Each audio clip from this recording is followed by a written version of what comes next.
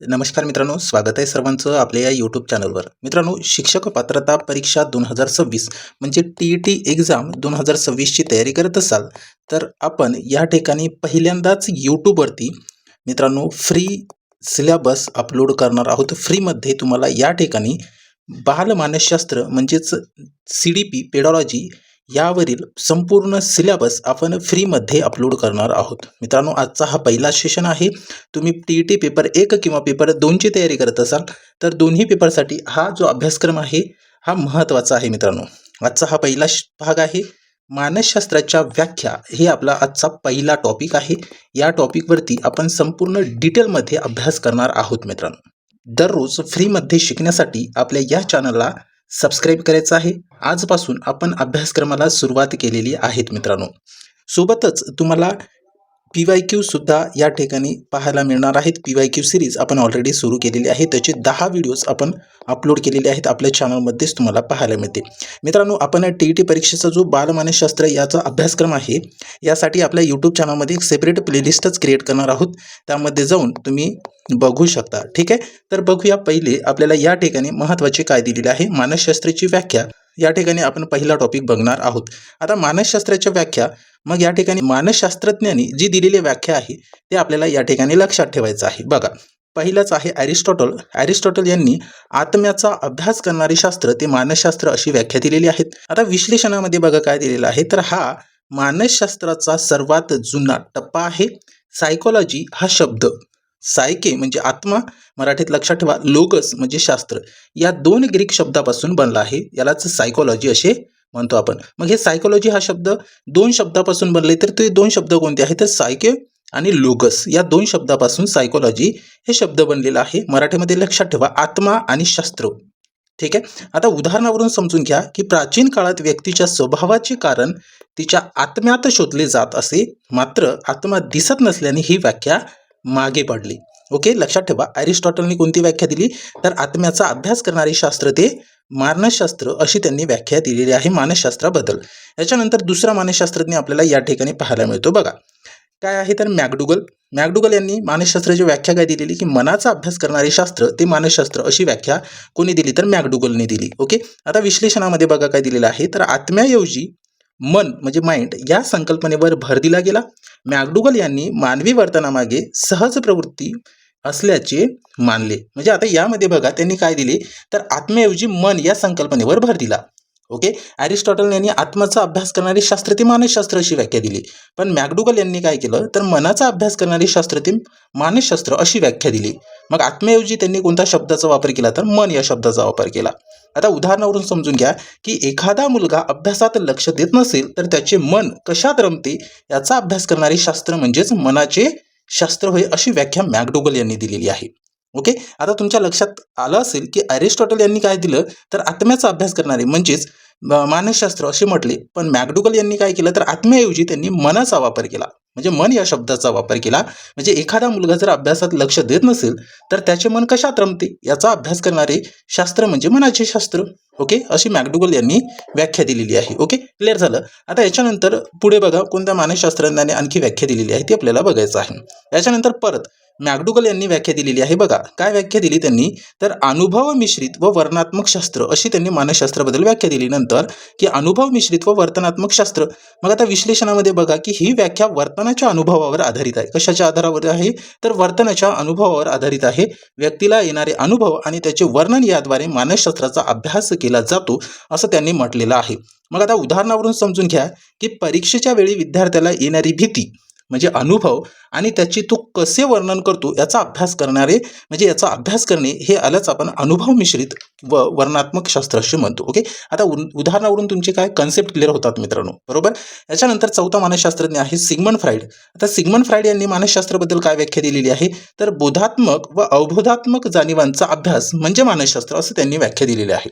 आता बघा Sigmund fried यांनी मनाचे 3 भाग सांगितले. त्यांनी किती भाग सांगितले मनाचे, तर 3 भाग सांगितले. ते कोणकोणते आहेत, तर बघा बोधमन, अर्धबोधमन यालाच प्रिकॉन्शियस म्हणतो आणि अबोधमन यालाच अनकॉन्शियस म्हणतो. अशा त्यांनी 3 भाग मनाचे सांगितले आहेत. कोणी, तर सिग्मंड फ्राईड यांनी मनाचे 3 भाग सांगितले. तर आपल्या कृतीमागे अबोध मनातील इच्छांची मोठे कारण असते, हे त्यांनी अशा पद्धतीने सांगितलेले आहे सिग्मंड फ्रायडने. आता उदाहरणावरून समजून घ्या सिग्मंड फ्रायडने काय दिलेलं आहे. एखाद्या व्यक्तीला अचानक जुनी नको असलेली आठवण येते किंवा स्वप्ने पडतात, हे अबोध मनाचे काम आहे. क्लिअर झालं. याच्यानंतर पुढे बघा आपल्याला काय दिलेलं आहे. पुढचा मानसशास्त्रज्ञ आहे मित्रांनो जी.बी. वॉटसन. जी.बी. वॉटसन यांनी मानसशास्त्राबद्दल काय व्याख्या दिली की मानवी वर्तनाचे शास्त्र ते मानसशास्त्र. मानवी वर्तनाचे शास्त्र ते मानसशास्त्र अशी व्याख्या जी.बी. वॉटसन यांनी दिली. मग त्यांनी काय सांगितलं की वॉटसनला वर्तनवादाचा जनक मानले जाते. बघा मित्रांनो याच्यामध्ये महत्त्वाचा पॉईंट लक्षात ठेवा की वॉटसनला काय तर वर्तनवादाचे जनक असे मानले जाते. याला फादर ऑफ बिहेवियरिझम असे मानले जाते. त्यांनी सांगितले की जी डोळ्यांना दिसते आणि मोजता येते जसे की वर्तन, तोच मानसशास्त्राचा खरा विषय आहे असं त्यांनी सांगितले. बरोबर. मग मानवी वर्तनाचे शास्त्र ते मानसशास्त्र अशी जे.बी. वॉटसन यांनी सांगितले. त्यालाच वर्तनवादाचा जनक असे म्हणतात. आणि मित्रांनो त्यांनी काय म्हटलेलं आहे की डोळ्यांना जे दिसते आणि ते मोजता येते तोच मानसशास्त्राचा खरा विषय असं त्यांनी सांगितलेलं आहे. ओके. आता उदाहरणावरून समजून घ्या की एखादा विद्यार्थी वर्गात शांत बसतो की मस्ती करतो हे त्याचे वर्तन पाहून आपण त्याच्या मानसशास्त्राचा अंदाज लावतो. बघा मित्रांनो त्यांनी काय व्याख्या दिली हे उदाहरणावरून आपल्याला लक्षात येते. ओके. याच्यानंतर पुढचा मानसशास्त्रज्ञ आहे मन. आता मन यांनी काय म्हटलंय की मानसशास्त्र हे अनुभव व वर्तनाचे शास्त्र आहे अशी मन यांनी व्याख्या सांगितली. मग बघा याच्यामध्ये त्यांनी काय दिलेलं आहे की यात व्यक्तीचे अनुभव प्रत्यक्ष कृती या दोन्हीचा मेळ घातला आहे. म्हणजेच आपण याला म्हणू शकतो मानसशास्त्र हे अनुभव व वर्तनाचे शास्त्र. ओके. आता उदाहरणावरून समजून घ्या की सायकल चालवायला शिकताना आलेला पडण्याचा अनुभव आणि त्यानंतर सावधपणे सायकल चालवण्याचे वर्तन हे आपल्याला या ठिकाणी याच्या व्याख्यावरून लक्षात ठेवायचं आहे. ओके. महत्त्वाचं आहे मित्रांनो, महत्त्वाचे पॉईंट आहे. याच्यानंतर पुढचा मानसशास्त्रज्ञ बघायचं आपल्याला. बघा त्यांनी काय व्याख्या दिलेली आहे मानसशास्त्राबद्दल. तर मॉर्गन आहे, त्याच्यानंतर किंग, रॉबिन्स यांनी व्याख्या दिली की मानव आणि मानवेतर प्राण्यांच्या वर्तनाचे शास्त्र ते मानसशास्त्र अशी व्याख्या दिली त्यांनी. मानव आणि मानवेतर प्राण्यांच्या वर्तनाचे शास्त्र ते मानसशास्त्र असे म्हटले. आता विश्लेषणामध्ये बघा काय दिले की मानसशास्त्र केवळ मानवापुरते मर्यादित नसून प्राण्याच्या वर्तनाचा अभ्यास करून त्यावरून मानवी वर्तनाचे नियम शोधले जातात असे यात मॉर्गन आणि किंग्स रॉबिन्स यांचा मत आहे मित्रांनो. ओके. आता उदाहरणावरून समजून घ्या की थॉर्नडाईक यांनी मांजरावर केलेले प्रयोग किंवा पावलोव यांनी कुत्र्यावर केलेले प्रयोग हे आपण या ठिकाणी लक्षात ठेवू शकतो की मानव आणि मानवेतर प्राण्यांच्या वर्तनाचे शास्त्र ते मानसशास्त्र अशी मॉर्गन, किंग्स आणि रॉबिन्स यांनी अशी व्याख्या दिलेली आहे. ओके. याच्यानंतर 8वा मानसशास्त्रज्ञ आहे वुडवर्थ व मार्क्विस यांनी व्याख्या असे दिली मित्रांनो की व्यक्तीच्या क्रियाच्या वातावरणाच्या संदर्भात वैज्ञानिक अभ्यास म्हणजे मानसशास्त्र होय अशी व्याख्या दिली मानसशास्त्राबद्दल की व्यक्तीच्या क्रियेच्या वातावरणाच्या संदर्भात वैज्ञानिक अभ्यास म्हणजेच मानसशास्त्र. ओके. आता बघा महत्त्वाचं काय आहे तर व्यक्ती केवळ स्वतंत्रपणे वागत नाहीत तर तिच्यावर आजूबाजूच्या वातावरणाचा म्हणजे इन्व्हायरमेंटचा परिणाम होतो असे यांची मत आहे की व्यक्ती हा केवळ स्वतंत्रपणे वागत नाहीत तर तिच्यावर आजूबाजूच्या वातावरणाचा हे परिणाम होतो. ओके. आता उदाहरणावरून समजून घ्यायचं की शांत वातावरणात राहणारा मुलगा आणि गोंधळाच्या वातावरणात राहणारा मुलगा यांच्या स्वभावात होणारा जो बदल आहे हे बदल आपल्याला या ठिकाणी व्यक्तीच्या क्रियेच्या वातावरणाच्या संदर्भात वैज्ञानिक अभ्यास म्हणजे मानसशास्त्र होय हे आपल्याला या व्याख्यावरून व उदाहरणावरून लक्षात ठेवायचं आहे. ओके. महत्त्वाचे पॉईंट आहे आणि त्यांनी दिलेले जे व्याख्या आहे याच्यावरती पण प्रश्न परीक्षेला येतात मित्रांनो. ठीक आहे. चला पुढे बघायचं आपल्याला काय दिलेलं आहे तर बघा पुढचे मानसशास्त्रज्ञ आहे क्रो. मानवी व्यवहार व मानवी संबंधाचे अध्ययन. तर विश्लेषणामध्ये बघा व्यक्ती समाजात इतर लोकांशी कशी वागते आणि तिचे सामाजिक संबंध कसे आहेत यावर ही व्याख्या भर देते. म्हणजे या व्याख्येचा महत्त्वाचा पॉईंट आपल्याला बघायचा आहे की मानव किंवा व्यक्ती समाजात इतर लोकांशी कशी वागते आणि तिचे सामाजिक संबंध कसे आहेत यावर या व्याख्येचा भर देते. आता बघा उदाहरणावरून समजून घ्या की शिक्षक आणि विद्यार्थी यांच्यातील नाते किंवा दोन मित्रांमधील संवाद आणि व्यवहार हे या ठिकाणी मानवी व्यवहार व मानवी संबंधाचे अध्ययन आपल्याला या उदाहरणावरून लक्षात ठेवायचं आहे. ओके. महत्त्वाचे आहे. याच्यानंतर आपल्याला पुढे बघा काय दिलेलं आहे मानसशास्त्राची व्याख्या. आता याच्यामध्ये महत्त्वाचे आपल्याला पॉईंट बघायचे आहे तर बघा ए नंबर दिलेला आपण या ठिकाणी अध्ययन संक्रमण यालाच ट्रान्सफर ऑफ लर्निंग म्हणतो आपण. ओके. ट्रान्सफर ऑफ लर्निंग अध्ययन संक्रमण. आता याचे प्रकार किती पडतात मित्रांनो 2 प्रकार पडतात. अध्ययनाचे संक्रमण म्हणजे ट्रान्सफर ऑफ लर्निंग याचे प्रकार किती 2 प्रकार. मग ते कोणकोणते आहे तर लक्षात ठेवा. पहिला आहे धनात्मक याला पॉझिटिव्ह म्हणतो आपण. एका विषयाचे ज्ञान दुसऱ्या विषयात मदत करते यालाच पॉझिटिव्ह म्हणायचं आहे. अध्ययन संक्रमण, बरोबर. मग उदाहरणावरून समजून घ्या की बघा, सायकल चालवणाऱ्याला स्कूटी शिकताना मदत होणे, बरोबर. की एका विषयाचं दुसऱ्या विषयाला मदत होते, दुसऱ्या विषयात म्हणजे सायकल चालवणाऱ्याला स्कूटी शिकताना त्याची मदत होते. त्याच्यानंतर दुसरं उदाहरण बघा, गणितातील क्रियेचा उपयोग भौतिकशास्त्रात होतोय. म्हणजेच मित्रांनो बघा, तुम्ही गणितामध्ये जी समीकरणे सोडवतात, बरोबर, त्याचाच वापर किंवा त्याचाच आधार घेऊन तुम्ही भौतिकशास्त्रामधली इक्वेशन सुद्धा सोडवतात, बरोबर की. त्याच्यानंतर ऋणात्मक, आता हे दुसरा प्रकार बघा, ऋणात्मक निगेटिव्ह.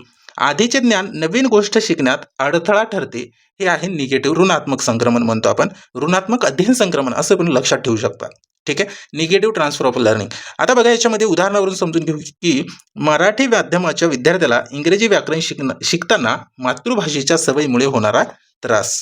क्लिअर झालं. याच्यानंतर तिसरा प्रकार आहे मित्रांनो याच्यामध्ये, कोणता आहे तर झिरो, ठीक आहे. झिरो म्हणजे शून्य. एका अध्ययनाचा दुसऱ्यावर कोणताही परिणाम होत नाही.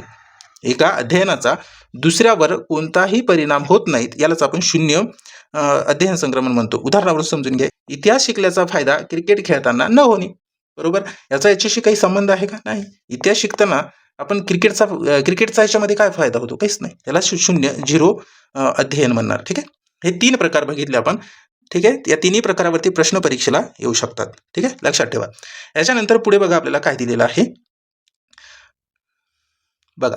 याच्यानंतरचा प्रकार आहे अध्ययनाची उपपत्ती, ठीक आहे. अध्ययनाची उपपत्तीवर खूप सारे प्रश्न परीक्षेला आलेले आहेत मित्रांनो, ठीक आहे. थिअरीज ऑफ लर्निंग, यालाच उपयोजनात्मक उपयोग असे म्हणतो आपण, ठीक आहे. आता याच्यामध्ये बघा, पहिला प्रकार प्रयत्न प्रमाद, याला ट्रायल अँड इरर थॉर्नडाईक यांनी मांडलेली आहे. ट्रायल अँड इरर ही जी उपपत्ती आहे, ही उपपत्ती कोणी मांडली? थॉर्नडाईक यांनी मांडलेली आहे, ठीक आहे, लक्षात ठेवा. प्रयत्न प्रमाद उपपत्ती अशी म्हणतो आपण. आता बघा, याच्यामध्ये महत्त्वाचे पॉईंट, कमी बुद्धी असलेल्या किंवा प्राथमिक स्तरावरील मुलांना कौशल्य शिकवण्यासाठी उपयुक्त पडते. आता ही जी ट्रायल अँड इरर उपपत्ती आहे, प्रयत्न प्रमाद उपपत्ती आहे, ही उपपत्ती कमी बुद्धी असलेल्या किंवा प्राथमिक स्तरावरील मुलांना कौशल्य शिकवण्यासाठी उपयुक्त पडते. आता उदाहरणावरून समजून घ्या की पाढे पाठांतर, सायकल चालवणे, हे याच्या आपल्याला या ठिकाणी महत्त्वाचे उदाहरण पाहायला मिळतात. याच्यानंतर दुसरा प्रकार अभिजात अभिसंधान. अभिजात अभिसंधान इंग्रजीमध्ये लक्षात ठेवा क्लासिकल कंडिशनिंग. आता ही क्लासिकल कंडिशनिंग जी उपपत्ती आहे, ही कोणी मांडली? तर पावलोव यांनी मांडली. मग याच्यामध्ये दिलेलं आहे की मुलांमध्ये चांगल्या सवयी लावणे किंवा भीती घालवण्यासाठी ही उपपत्ती, या उपपत्तीचा वापर होतो मित्रांनो, ठीक आहे.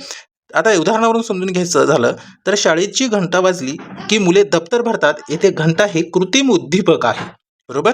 हे अभिजात अभिसंधान ही जी उपपत्ती आहे, कोणी मांडली? तर लक्षात ठेवा इव्हान पावलोव यांनी मांडली. प्रयत्न प्रमाद उपपत्ती ही थॉर्नडाईक यांनी मांडलेली आहे, ठीक आहे. याच्यानंतर पुढची उपपत्ती आहे मर्मदृष्टी, इन्साइटफुल लर्निंग, याला म्हणायचं आहे मर्मदृष्टी, बरोबर. मग ही जी उपपत्ती आहे, ही कोणी मांडली? तर कोहलर यांनी मांडलेली आहे, ठीक आहे, लक्षात ठेवा.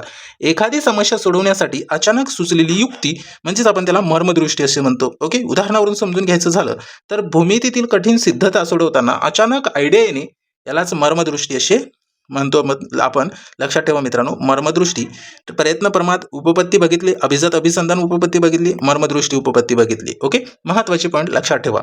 याच्यानंतर पुढे आपल्याला तिसरा प्रकार बघायचा आहे, अध्यापन पद्धती बघायचं आपल्याला. आता टीचिंग मेथड, तर याच्यामध्ये आपल्याला बघा त्याचे प्रकार दिलेले आहे, अध्यापन पद्धतीचे प्रकार दिलेले आहेत. पहिली पद्धत आहे मित्रांनो आगमन पद्धती, यालाच इंडक्टिव्ह मेथड म्हणतो आपण, लक्षात ठेवा इंग्रजीमध्ये आगमन पद्धती. आता आगमन पद्धतीमध्ये उदाहरणाकडून नियमाकडे जाणे, यालाच आगमन पद्धती, लक्षात ठेवा. उदाहरणाकडून नियमाकडे जाणे यालाच इंडक्टिव्ह मेथड म्हणतो आपण. म्हणजेच प्राथमिक स्तरासाठी ही सर्वोत्तम असते, बरोबर. ही जी उदाहरणाकडून नियमाकडे जाणे इंडक्टिव्ह मेथड आहे, ही प्राथमिक स्तरांसाठी सर्वोत्तम असते. आता उदाहरणावरून समजून घ्यायचा तर बघा मित्रांनो, शिक्षक आधी झाडांची वेगवेगळी पाने दाखवतात आणि नंतर प्रकाश संश्लेषण ही संकल्पना स्पष्ट करते. म्हणजे मित्रांनो, पहिले उदाहरण दिलं आणि त्याच्यानंतर त्याच्या नियमाकडे जाणं, बरोबर, ठीक आहे. याच्यानंतर दुसरा प्रकार निगमन पद्धती, बरोबर. आता याच्यामध्ये दुसऱ्या प्रकारात काय बघायचं आपल्याला? निगमन पद्धती, याला जर डिडक्टिव्ह मेथड म्हणतो आपण. मग डिडक्टिव्ह मेथडमध्ये नियमाकडून उदाहरणाकडे जाणे, लक्षात ठेवा. हे बघा मित्रांनो, हे एकमेकाच्या विरुद्ध आहे. म्हणजेच उदाहरणाकडून नियमाकडे जाणे याला इंडक्टिव्ह मेथड म्हणायचं आहे, नियमाकडून उदाहरणाकडे जाणे याला डिडक्टिव्ह मेथड म्हणायचं आहे. ही जी मेथड आहे ही माध्यमिक स्तरासाठी आणि गणित किंवा व्याकरणासाठी महत्त्वाची असते, ठीक आहे. म्हणजे नियम शिकल्याच्या नंतरच आपल्याला उदाहरणाकडे जाता येते. जसे की गणिताचे नियम, सूत्रांवरून आपल्याला त्याची उदाहरणं सोडवता येतात. व्याकरणामध्ये पण तसंच असतो, त्याचे पण नियम असतात. त्या नियमावरून आपण उदाहरणाकडे जातो आणि तेव्हाच आपल्याला तो टॉपिक समजतो मित्रांनो, बरोबर. यालाच नियमाकडून उदाहरणाकडे निगमनात्मक पद्धती म्हणायचं आहे. ठीक आहे, लक्षात ठेवा. आता उदाहरणावरून समजून घ्या की आधी आपण नफा तोटा याची सूत्र सांगणे आणि मगच गणित सोडवायला देणे, बरोबर. नफा तोट्याची सूत्रावरून आपल्याला त्याची उदाहरणे सोडवता येतात मित्रांनो. क्लिअर झालं. यालाच निगमनात्मक पद्धती म्हणतो आपण. आगमन पद्धती, निगमनात्मक पद्धती या दोन्ही पद्धतीवरती प्रश्न भरपूर वेळा आलेले आहेत. लक्षात ठेवा, इम्पॉर्टंट पॉईंट आहे. ठीक आहे. याच्यानंतर तिसरा प्रकार प्रकल्प पद्धती, यालाच प्रोजेक्ट मेथड म्हणतो. ही जी मेथड आहे मित्रांनो, मुले अनुभवातून शिकतात, यात सामाजिकरणाचा विकास होतो. ओके. प्रकल्प पद्धतीमध्ये मुले हे अनुभवातून शिकतात, यामध्ये सामाजिकरणाचा काय विकास होतो. हे 3 प्रकार आपल्याला लक्षात ठेवायचं आहे. याच्यानंतर आपल्याला पुढे बघायचं आहे. बघा काय दिलेलं आहे. याच्यानंतरचा 4 टाईप आहे. बघा, विशेष गरजा असणारी बालके. मित्रांनो, अतिशय महत्त्वाचा पॉईंट आहे हा, महत्त्वाचा टाईप आहे. विशेष गरजा असणारी बालके. लर्निंग डिसॅबिलिटीवरती प्रश्न भरपूर वेळा आलेले आहेत. ओके. मग याच्यामध्ये आपण महत्त्वाची डिसॅबिलिटी घेतलेली आहे. पहिली आहे मित्रांनो डिस्लेक्सिया, बरोबर. मग डिस्लेक्सिया ही जी आहे ही कशाशी संबंधित आहे, तर वाचनाशी संबंधित समस्या आहे, बरोबर. मग ही डिस्लेक्सिया जी आहे, लक्षात ठेवा, वाचनाशी संबंधित समस्या. जसे की उदाहरणावरून समजून घ्या, ब ला ड वाचणे, बरोबर. यालाच डिस्लेक्सिया म्हणायचं आहे. त्याच्यानंतर दुसरा प्रकार आहे डिस्ग्राफिया. डिसॅबिलिटीचा प्रकार आहे हा. लिहिण्याशी संबंधित समस्या याच्याशी संबंधित आहे. लिहिण्याशी संबंधित म्हटलं तर डिस्ग्राफिया. त्याच्यानंतर डिस्कॅल्क्युलिया हे कशाशी संबंधित आहे, तर गणिताशी संबंधित समस्या याच्याशी संबंधित आहे. हे तिन्ही प्रकार लक्षात ठेवायचं आहे. याच्यावरती प्रश्न येऊ शकतात. ओके. याच्यानंतर नेक्स्ट टाईप बघायचं आपल्याला, शिक्षक आणि विद्यार्थ्याचे नाते कसे असायला पाहिजे. कन्स्ट्रक्टिव्हिजम, शिक्षक आणि विद्यार्थ्याची नाते कशी असायला पाहिजे. तर बघा, आजची शिक्षण पद्धती ही रचनावादी म्हणजे कन्स्ट्रक्टिव्हिजम आहे. आजची जी शिक्षण पद्धती आहे ही रचनावादी आहे, कन्स्ट्रक्टिव्हिजम आहे. शिक्षक हा माहिती देणारा नसून तो सुविधार्थ आहे, म्हणजे फॅसिलिटेटर असायला पाहिजे, बरोबर. शिक्षक हा जो आहे फक्त माहिती देणारा नसून, म्हणजे फक्त माहिती देणारा असायला पाहिजे का, नाही, तर तो सुविधादाता असायला पाहिजे. यालाच फॅसिलिटेटर म्हणतो आपण. अशा पद्धतीचं शिक्षक आणि विद्यार्थ्याचं नातं महत्त्वाचे आहे. ओके. त्याच्यानंतर ज्ञानाची निर्मिती विद्यार्थ्याने स्वतः केली पाहिजे, चाइल्ड सेंट्रल असायला पाहिजे. ओके. हे 3 महत्त्वाचे पॉईंट आहे, लक्षात ठेवायचा मित्रांनो. शिक्षक आणि विद्यार्थ्याचे नाते, यालाच कन्स्ट्रक्टिव्हिजम असे म्हणतो आपण. ओके. याच्यानंतर मित्रांनो पुढे आपल्याला बघायचं तर आहेच. सोबतच तुम्ही जर आपल्या या इग्नाइट करिअर पॉईंट या यूट्यूब चॅनलवरती नवीन असाल तर मित्रांनो आपल्या या चॅनलला सबस्क्राईब करायचं आहे. सोबतच साईडच्या बेल आयकॉनला क्लिक करायचं आहे, म्हणजे जेव्हा आपण व्हिडिओ अपलोड करतो मित्रांनो तेव्हा काही सेकंदामध्ये तुम्हाला व्हिडिओची नोटिफिकेशन मिळून जातं आहे. मित्रांनो, आपण आपल्या या यूट्यूब चॅनलवरती पहिल्यांदाच मानसशास्त्र या विषयाचा संपूर्ण अभ्यासक्रम हे फ्रीमध्ये अपलोड करत आहोत. आजचा हा पहिला सेशन आहे. तुम्हाला आजपासून दररोज सकाळी 7 वाजता मित्रांनो या अभ्यासक्रमावरचा व्हिडिओज पाहायला मिळणार आहेत. दररोज फ्रीमध्ये आपल्याला या ठिकाणी क्लासमध्ये शिकायला मिळणार आहेत. सखोल विश्लेषणासह आपण या ठिकाणी शिकवत असतो मित्रांनो. ठीक आहे. तर तुम्हाला आपल्या या इग्नाइट करिअर पॉईंट या यूट्यूब चॅनलला सबस्क्राईब करायचं आहे मित्रांनो. मी या अभ्यासक्रमाची एक प्लेलिस्टच क्रिएट करणार आहेत. तर बघू शकता तुम्ही आपल्या या चॅनलमध्ये प्लेलिस्ट नावाची फोल्डर दिसते, त्यामध्ये तुम्ही मानसशास्त्र या विषयाचा संपूर्ण अभ्यासक्रमावरील व्हिडिओ बघू शकता. सोबतच यापूर्वीची TET जी झाली होती त्या TETसाठी आपण 61 व्हिडिओज अपलोड केलेले आहेत. ते व्हिडिओसुद्धा तुमच्यासाठी महत्त्वाचे आहे. आणि आपण PYQ सिरीजसुद्धा सुरू केलेली आहे. त्या सिरीजमधील सर्व व्हिडिओज शेवटपर्यंत आपल्याला बघायचं आहे मित्रांनो. ठीक आहे. तुमचे सर्व डाऊट त्या ठिकाणी क्लिअर होऊन जातील. ओके. त्यासोबतच आपल्या टेलिग्राम ग्रुपला सुद्धा जॉईन व्हा. त्याची लिंक मी व्हिडिओच्या डिस्क्रिप्शन बॉक्समध्ये दिलेली आहे. ओके. चला, याच्यानंतर बघा महत्त्वाचे काय दिलेले आहे. आता मित्रांनो आपल्याला अध्ययनाच्या व्याख्या बघायच्या आहेत. ठीक आहे. अध्ययनाच्या व्याख्या, यापूर्वी आपण मानसशास्त्राच्या व्याख्या बघितले. आता आपल्याला अध्ययनाच्या व्याख्या बघायचं आहे. बघा, अध्ययनाबद्दल व्याख्या कोणी दिलेली आहे, तर पहिलं आहे गॅरेट. यांनी सांगितले की अध्ययन म्हणजे अशी कृती की जी नव्या परिस्थितीला प्रतिसाद देण्याचे आयोजन करते, अशी गॅरेट यांचे मत आहे अध्ययनाबद्दल. ओके. जेव्हा आपल्यासमोर एखादी नवीन समस्या किंवा परिस्थिती येते तेव्हा आपण जुन्या सवयी सोडून नवीन पद्धतीने वागायला शिकतो, यालाच गॅरेट यांनी अध्ययन म्हटले आहे. हे बघा महत्त्वाची या ठिकाणी आपल्याला व्याख्या पाहायला मिळते. आता उदाहरणावरून समजून घ्या. त्यांनी दिलेली जी व्याख्या आहे ती आपल्याला उदाहरणावरून आणखी महत्त्वाची पॉईंट आपल्याला लक्षात ठेवायचं आहे. बघा, उदाहरणावरून आपल्याला आणखी डिटेलमध्ये समजायला सोपं जातं. आता बघा, ह्याच्यामध्ये त्यांनी असं दिलंय की वर्गात पहिल्यांदाच म्हणजे डिजिटल बोर्ड आल्यावर शिक्षकांनी तो वापरण्यासाठी स्वतःच्या शिकवण्याच्या पद्धतीत केलेले बदल यालाच अध्ययनाच्या व्याख्येमध्ये गॅरेट यांनी दिलेलं जो अध्ययन म्हणजे आहे अशी कृती जी नव्या परिस्थितीला प्रतिसाद देण्याचे आयोजन करते. ओके, क्लिअर झालं. याच्यानंतर दुसरा आपल्याला या ठिकाणी अध्ययनाबद्दल दिलेल्या व्याख्याचा मानसशास्त्रज्ञांनी काय म्हटलेलं आहे तर बघा, नॉर्मन मन यांनी अध्ययनाबद्दल व्याख्या अशी दिलेली आहे की अध्ययन म्हणजे असं सांगितलंय त्यांनी की अध्ययन म्हणजे अनुभव आणि वर्तन यांच्यामधील सुधारणा होय. ओके, त्यांनी असं म्हटलं मित्रांनो, येथे सुधारणा म्हणजेच काय तर इम्प्रूव्हमेंट असं म्हणायचं आहे. हा शब्द महत्त्वाचा आहे. अनुभवामुळे आपल्या कामात जी अचूकता येते ते म्हणजे अध्ययन होय, अशी नॉर्मन मन याचे मत आहे. ओके, अध्ययनाबद्दल. आता उदाहरणावरून समजून घ्या की सुरुवातीला गणित सोडवायला होणाऱ्या चुका सरावानंतर म्हणजे अनुभवानंतर कमी होणे आणि गणित अचूक सुटणे अशी नॉर्मन मन यांनी दिलेली व्याख्यावरून आपल्याला महत्त्वाचे पॉईंट पाहायला मिळतात मित्रांनो. ओके, सुरुवातीला गणित सोडवताना होणाऱ्या जे चुका आहेत सरावानंतर ते कमी होणे, यानंतर गणित अचूकपणे सुटते. ओके, हे अध्ययनाबद्दलच्या व्याख्या आपल्याला पाहायला मिळत आहेत. याच्यानंतर पुढे बघा काय दिलेलं आहे. वुडवर्थ यांनी अध्ययनाबद्दल काय व्याख्या दिली बघा, अध्ययन बदल घडवून आणणारी क्रिया आहे. अध्ययन बदल घडवून आणणारी क्रिया आहे. वुडवर्थ यांच्या मते अध्ययन ही एक प्रक्रिया म्हणजे ॲक्टिव्हिटी आहे. कोणतीही क्रिया केल्याशिवाय शिकणे हे शक्य नाही अशी वुडवर्थ यांनी अध्ययनाबद्दल सांगितलेले आहेत.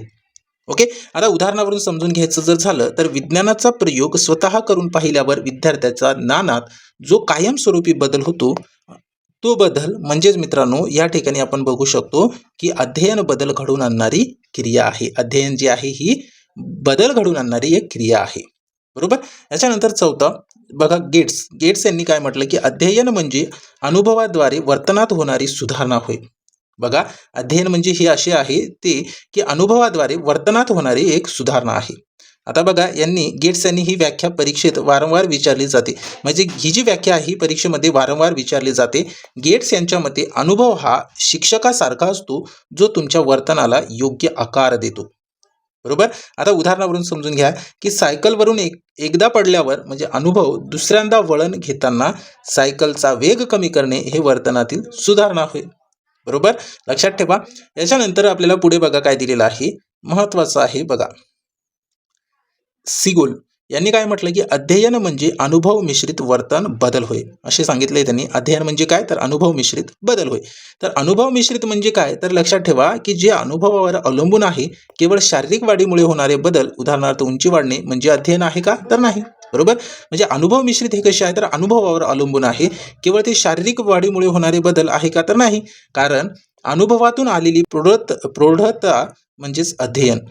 प्रौढता म्हणजे अध्ययन अशी सिगोल यांची अध्ययनाबद्दल दिलेली व्याख्या आहे मित्रांनो. ओके, याच्यानंतर उदाहरणावरून समजून घ्या की प्रात्यक्षिक परीक्षेच्या सरावातून विद्यार्थ्यांनी आत्मसात केलेले कौशल्य यालाच आपण अनुभव मिश्रित वर्तन बदल होय असे म्हणतो. ओके, महत्त्वाचा या ठिकाणी पॉईंट आहे. याच्यानंतर पुढचा मानसशास्त्रज्ञ आहे गिलफोर्ड यांनी अध्ययनाबद्दल काय म्हटले तर बघा, अनुभवांच्या साह्याने व्यक्तीच्या वर्तनात हळूहळू घडून येणारे बदल म्हणजे अध्ययन होय अशी व्याख्या त्यांनी दिली.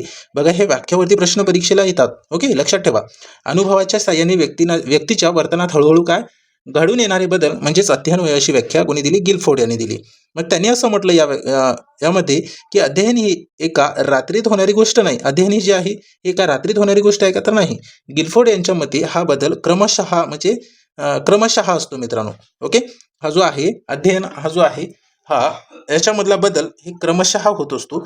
उदाहरणावरून समजून घ्या. बघा, तुमचे पॉईंट क्लिअर होऊन जातील. उदाहरणावरून एखाद्या भाषेचे व्याकरण शिकताना विद्यार्थी सुरुवातीला शब्द, मग वाक्य आणि शेवटी अस्खलित बोलायला शिकतो. ओके, लक्षात ठेवा. याच्यानंतर पुढे बघा, महत्त्वाचं काय दिलेलं आहे बघा.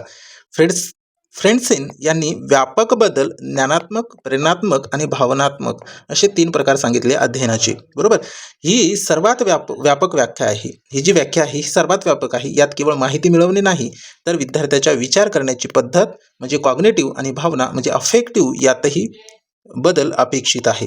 ओके, आता उदाहरणावरून समजून घ्या. एखाद्या थोर व्यक्तीचे चरित्र वाचल्यावर वातावरण किंवा स्थिती विद्यार्थ्याने केवळ माहितीच घेतली नाही तर त्यांच्यासारखे वागण्याची प्रेरणा घेतली. यालाच इमोशनल मोटिवेशनल चेंजेस इंग्रजीमध्ये लक्षात ठेवायचं आहे. बघा, एखाद्या थोर व्यक्तीचे चरित्र वाचल्यावर विद्यार्थ्यांनी केवळ माहितीच घेतली नाही तर त्यांच्यासारखी वागण्याची प्रेरणा घेतली. यालाच व्यापक बदल म्हणजे ज्ञानात्मक, प्रेरणात्मक, भावनात्मक हे बदल म्हणजे अध्ययनाचे बदल मुख्य आपल्याला फ्रेंडसेन यांनी दिलेली आहे. ठीक आहे, लक्षात ठेवा.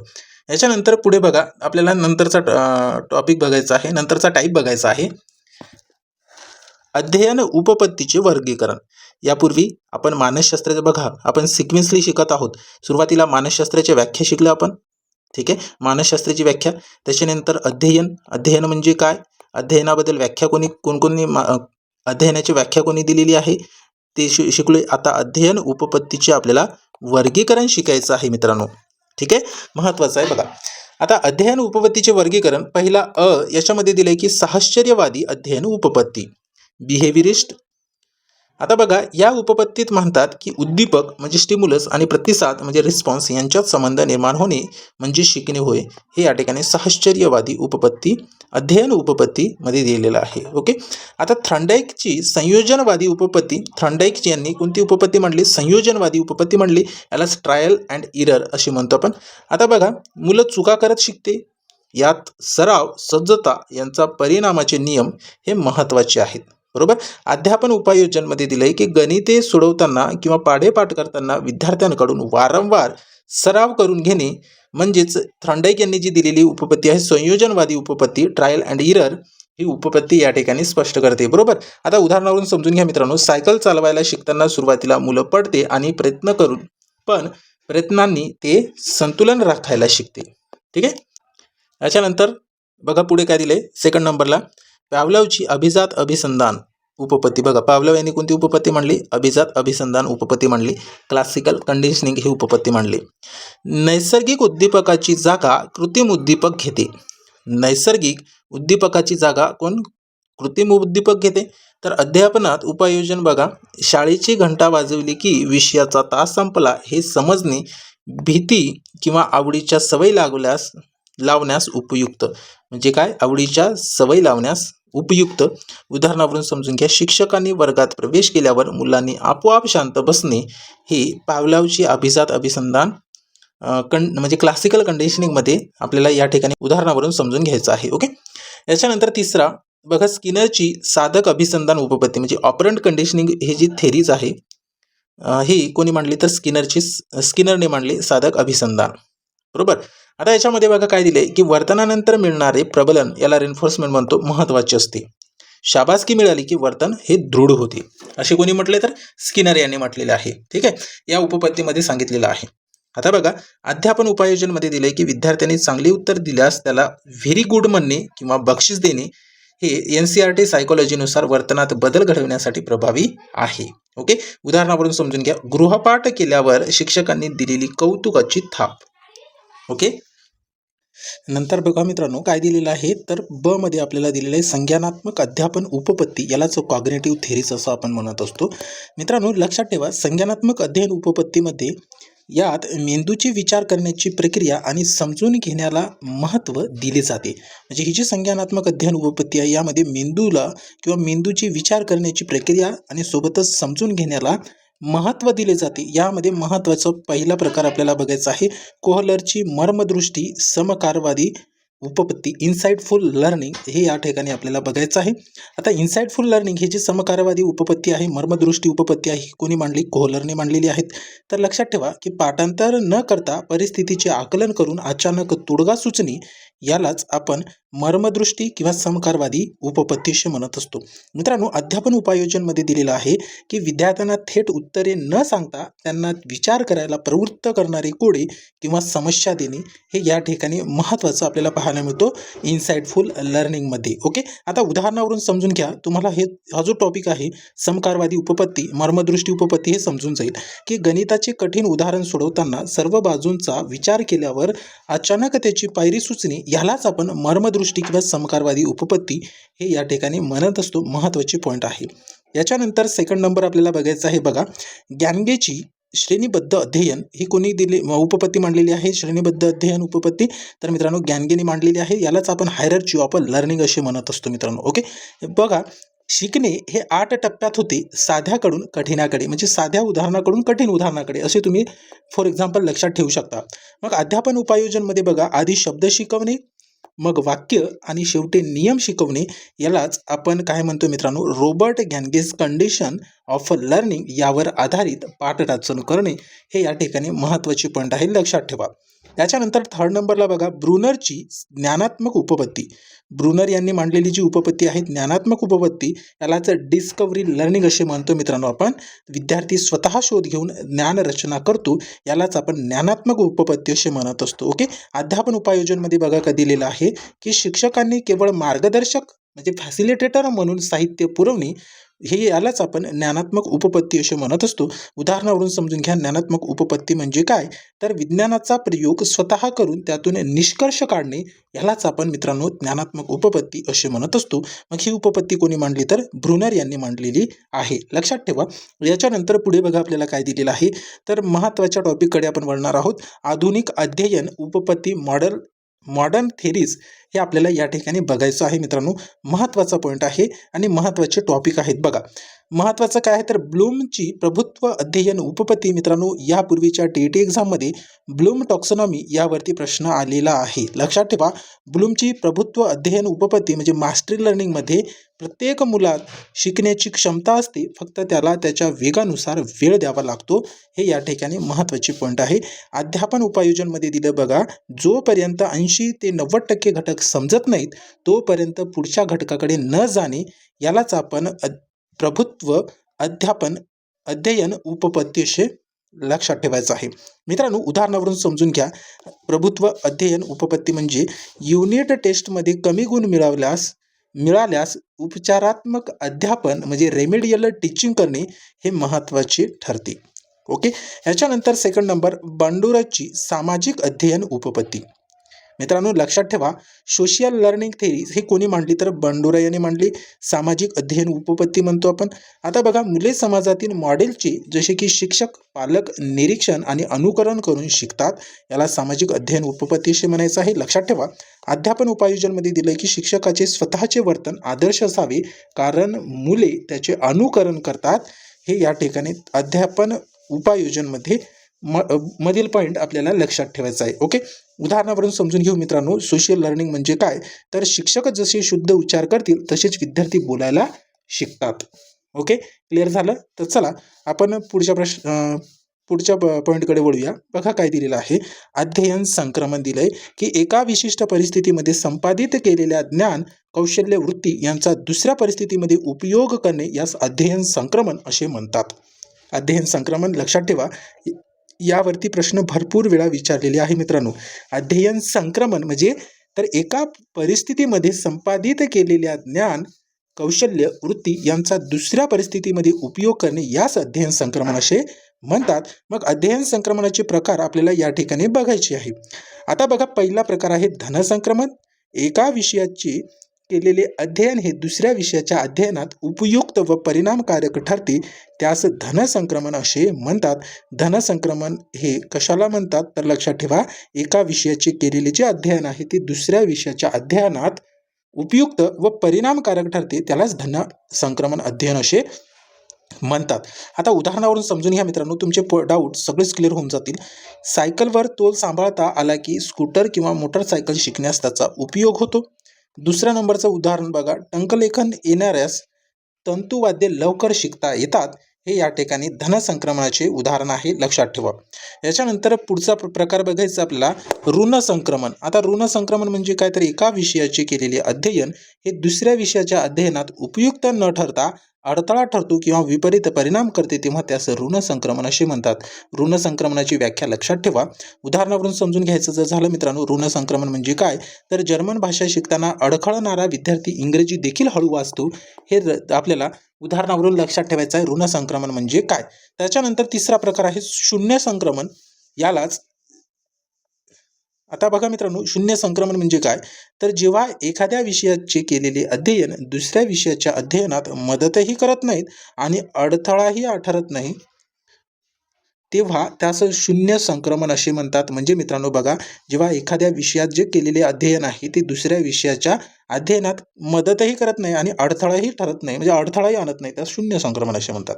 आता उदाहरणावरून समजून घ्या बघा, तुमचे सर्व डाऊट क्लिअर होऊन जातील. शून्य संक्रमण म्हणजे काय? तर गणित विषय पक्का असूनही दैनंदिन जीवनात चांगले वागण्याचा व्यवहार विद्यार्थ्याला जमत नाही. म्हणजे यामध्ये बघा, गणित विषयाचा संबंध दैनंदिन जीवनात चांगले वागण्याचा व्यवहार. आता वागण्याच्या व्यवहारासोबत गणित विषयाचा काही संबंध असतो का? तर नाही, बरोबर आहे. त्याचा याच्याशी काही संबंध नाही, मदतही करू शकत नाही. क्लिअर झालं? त्याला शून्य संक्रमण असे आपण म्हणत असतो. मित्रांनो, आजचा हा सेशन कसा वाटला ते कमेंट बॉक्समध्ये कळवायचं आहे. आपण आजपासून मानसशास्त्र या विषयाचा सिलेबस सुरू केलेला आहे. मित्रांनो, मानसशास्त्र या विषयावरील पूर्ण सिलेबस तुम्हाला फ्रीमध्ये आपल्या या यूट्यूब चॅनलवरती पाहायला मिळणार आहेत. त्यासाठी व्हिडिओ आवडल्यास व्हिडिओला लाईक करायचा आहे. सोबतच मित्रांनो, व्हिडिओची लिंक आपल्या मित्रांपर्यंत शेअर करायचं आहे. आणि तुम्ही जर आपल्या या चॅनलवरती नवीन असाल तर मित्रांनो, आपल्या चॅनलला सबस्क्राईब करायचं आहे. तुम्हाला दररोज फ्रीमध्ये या ठिकाणी 2 प्रकारचे क्लासेस पाहायला मिळतील. मित्रांनो, पहिलेच बालमानसशास्त्र या विषयाची PYQ सिरीज आपण सुरू केलेली आहे. सोबतच आता आपण सिलेबससुद्धा या ठिकाणी शिकवत आहोत, ते पण फ्रीमध्ये, आपल्याला कुठल्याही चार्जेस द्यायची आवश्यकता नाहीत. मित्रांनो, तुम्हाला जर दररोज अशाच पद्धतीने फ्री ऑफ कॉस्ट शिकायचं असेल तर आपल्या चॅनलसोबत जुळून राहा. तुम्हाला दररोज फ्रीमध्ये या ठिकाणी शिकायला मिळत जाईल. सोबतच आपल्या टेलिग्राम ग्रुपला सुद्धा जॉईन करायचं आहे, त्याची लिंक मी व्हिडिओच्या डिस्क्रिप्शन बॉक्समध्ये देतो. मित्रांनो, ठीक आहे, भेटूया मग समोरच्या सेशनमध्ये. आजच्या या सेशनमध्ये एवढंच. Thank you so much.